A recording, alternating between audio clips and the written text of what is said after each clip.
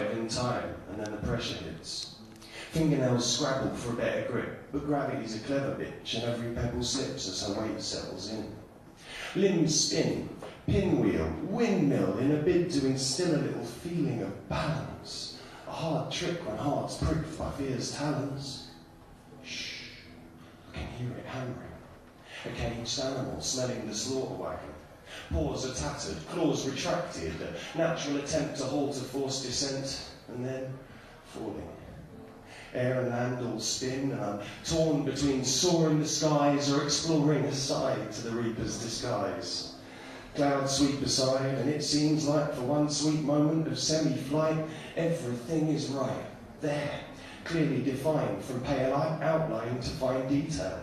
But the lines are failing, the brightness waning. I try to take it all in. From my vantage in the sky, it seems I can see creation, all the patterns and the shapes, and if I could understand the placement, the secret hidden configuration, then I just might break this cycle. I just might wake my mind's eye before the pavement blinds it. I just might raise a phoenix from the ash of this one dive. But then again, all I do is lie. I twist truths like kids' balloons to wave in the mind's eye. It's a trick I use to reset, regress, remind that, yes, I'm the performer, you're the guest. I'll talk and digress at appalling length, but there's rewards at the end for you all who are the best at just fawning attention. Oh, sorry, should be feigning attention. Anyway, that's irrelevant. The reward you celebrate is formless, amorphous, contorting. It's all in the performance. Of course, this might all be horseshit. Admittedly great manure for other thoughts to raise thorns from, but entirely too organic to be worth more than small sums. Oh, did I mention that all I do is lie? It's not a personal vibe, it's just when I write, I try to hide these... It's not a personal vibe, it's just when I write, I try to hide... See if it's going to go there, that's just terrible. Okay, ladies and gentlemen, I'd like to dedicate that last one to memory. Don't clap, you bastards. I hear the clap of pity. I can hear contempt in hands beating.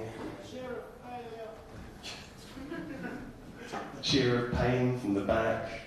Right, I'm going to do one from paper, because that saves having to use a memory blitz over a long weekend. And then the clothes came off. Jeans and t-shirt heaved the loft, and she'll be breathing out my name just like a flame bee calling moths. She's got that same degree of softness, that heated curl of top lip that hides the ever-burning fire of passion behind a hot whip.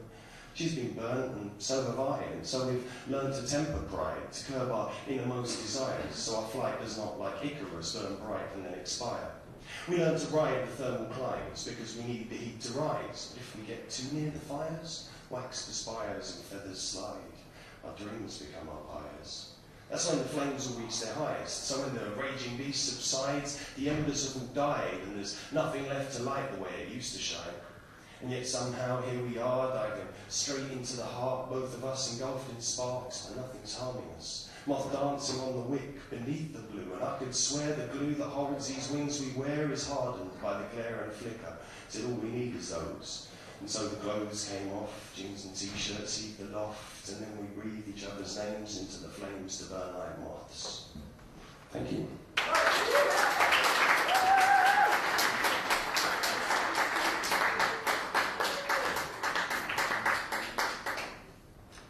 And now for a little Freudian association. Free speech without notation.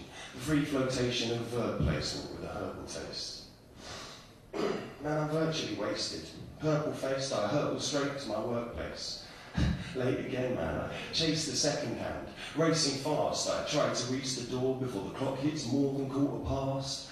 And what a bastard. I'm hot and plastered, hopping fast, and it's hard for him to move his shoes, create a path, an unblocked view for me to pass through and leave the tube. Char, that's rude.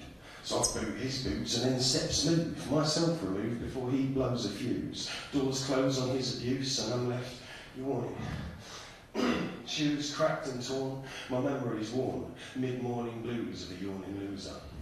So I form the thought, should start to walk in escalator sort of direction towards I get there and fall backwards, appalled. I start climbing walls, man, they're being overhauled. I've got to walk the full set of stairs, so I get to stress out my hair before daring each fairly steep, rarely seen clean set of steps. I get to the top, body burning with shot, lungs are bursting to pop, and I've still got a trot, 10 more minutes till I've got to my finishing spot. I'm not relishing lots about my presently hot situation. I set myself vacant with Zen meditation.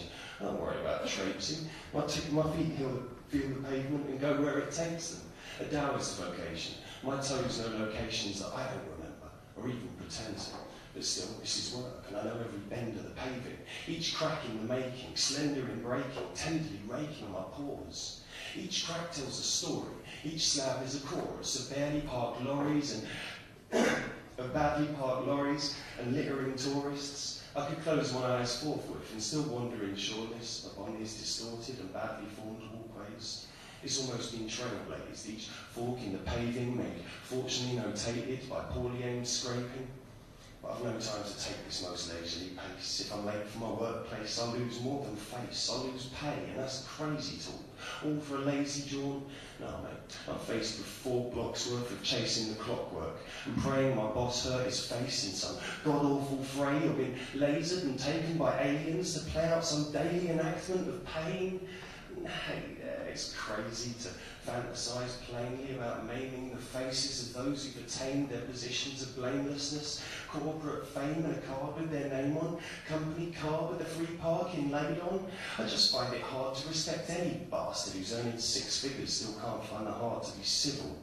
Blast it, I'm drivelling, masked in ambivalence. I ain't asked with his viciousness, carving initials on the bark of Yggdrasil. I'd rather just chill it and pass on these militant tasks that they ask me to master. See, I'm crafting a perfectly gory little plan where I crawl on my hands to the hall of the management, calling undamaged, you can't force me to stand. Yeah, I'm bored with my work and of course start to flirt with the thought of just shirking it, calling in, burning with heat like I'm poorly with fever.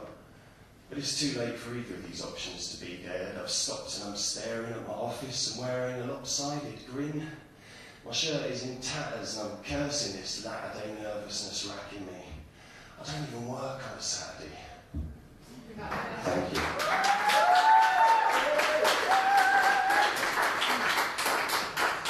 Cheers, folks.